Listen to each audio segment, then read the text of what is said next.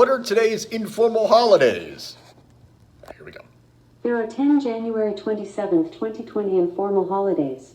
They are International Holocaust Remembrance Day, Better Business Communication Day, Thomas Crapper Day, Bubble Wrap Appreciation Day, National Chocolate Cake Day, Vietnam Peace Day, Punch the Clock Day, National Geographic Day, Community Manager Appreciation Day, and Tax Identity Theft Awareness Week. All right, what's happening, everybody? It's Lawrence Ross, and welcome to this series, the Informal Holidays series. I've been doing these for the past couple of days now.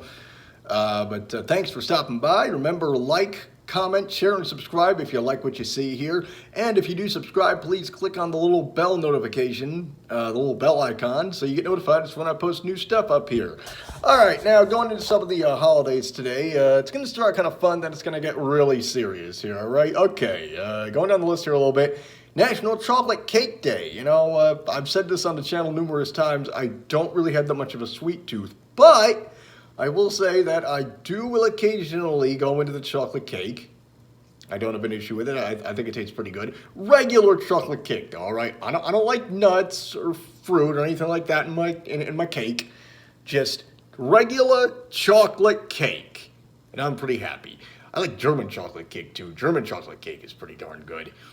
Let's see, Better Business Communications Day. Well, that probably deals with the IT department and all that stuff. So I'm not sure exactly what that entails, but hey, look, if it works out, great. Tax Identity Theft Awareness Week. That's kind of wild. It's like just, I don't know, keep a very close eye on your W-2s, your 1099s. The 1040 forms, this, that, and the other. Make sure you have a number 2 pencil, all that stuff, and check out TurboTax, of which I would recommend TurboTax. Not sponsored, by the way. I'm not sponsored by anybody at this point. All right, let's see. Boy. Oh, yeah, Bubble Wrap Appreciation Day. Bubble Wrap's really fun, man. You step on it, it pops, it's pretty sweet. Another one, Thomas Crapper Day. I don't know if he was born on this day or what. Well, hang on, let's find out. Hey, Alexa, when was Thomas Crapper born? Thomas Crapper was born on September 28, 1836. All right, and he is widely attributed with inventing the toilet, but actually, from what I've heard, is that supposedly it was a guy named Sir Thomas Harrington who invented it, or he came up with the idea of it. I think there was a book that he wrote, and he came up with the idea of a sewage and a way to get waste out of one's house, but it was buried in between this anti-parliament thing or whatever it was, and so it kind of went by the wayside. But there's this great episode of South Park, season 16, episode 1, called Reverse Cowgirl. And in this episode, one of the characters on the show, Clyde, his mom keeps yelling at him because for some reason he keeps leaving the toilet seat up. All right, and I don't know why guys do that. I think it's disgusting. I think men who are in relationships should definitely not be doing that to a woman. I think it's very horrible. But the other thing is, yeah, so he neglects to put the seat down. She falls in the toilet, gets stuck, dies. And so from that point on, the town of South Park has to have like some toilet security administration thing. It's hilarious. Again, it's season 16, episode 1. You can go check it out if you like, if you got Hulu or whatever. It's great. Funny episode. Now, on to a very serious topic, ladies and gentlemen. It's very near and dear to my heart because I am half Jewish. And today is International Holocaust Remembrance Day.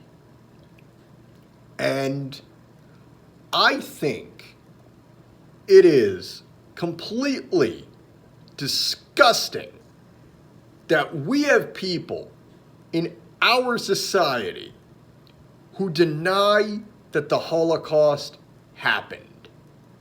I'm not sure if they've seen the footage. I'm not sure if they've read the books or whatever. But for some reason, you have a group of people who have this mindset. And if you ask me, anyone, and I mean anyone who denies the Holocaust is an anti-Semite.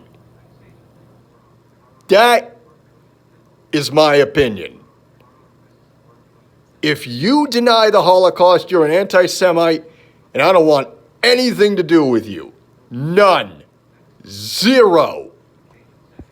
Because that is one of the most disrespectful things somebody can say.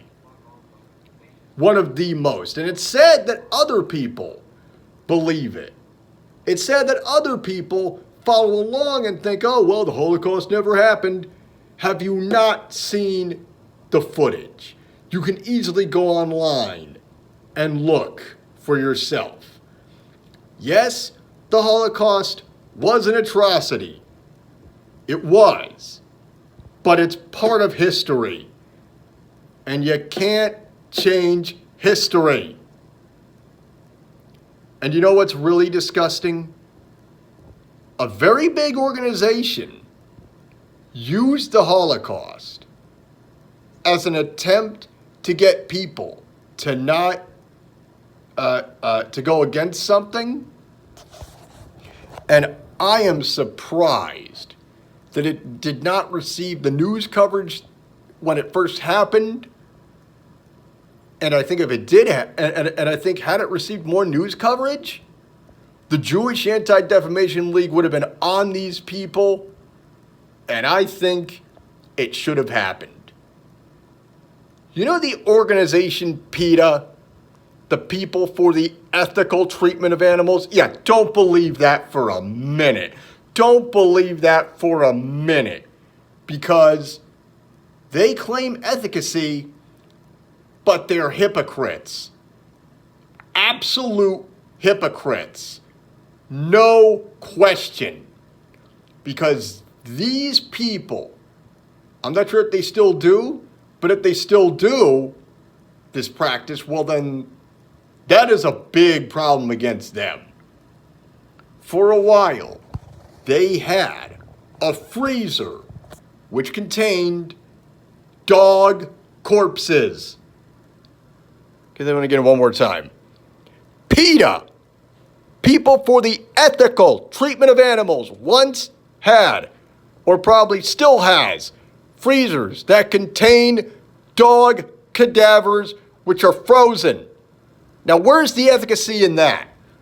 Where is it? It's not here. It's gone. Now, getting into the Holocaust connection with PETA. And if you ask me, somebody at PETA evidently didn't do their research, because I talked about this earlier, I talked about this in another video on the channel. I'm going to be posting the link to that video. It's called My Issues with PETA. I'll be posting the link to that in this description. There was, okay, rewinding the timeline a little bit here.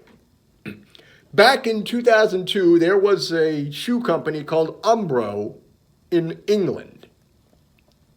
And they came out with a shoe called the Zyklon. Now, on paper, that doesn't sound too bad of a name, but somebody did their research and they figured out, wait a minute, Zyklon is a reference to the Zyklon B gas, which was used in concentration camps. We need to fix this. So they did. They did the honorable thing. 2003 comes along. Here's PETA. They came out with a campaign called Holocaust on Your Plate. It took them 2 years to recover.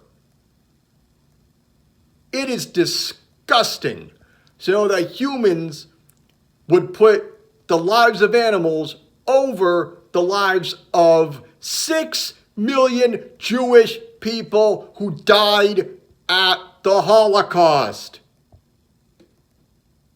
What kind of bullshit is that, PETA? That is bullshit. And I will conclude this by saying, Fuck PETA. Fuck them. They got away with anti-Semitism, just like Jesse Jackson in the 80s, calling New York Town.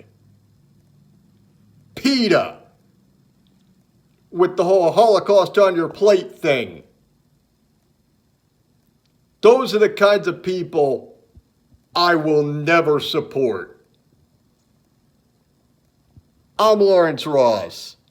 Thanks for watching. Bye-bye.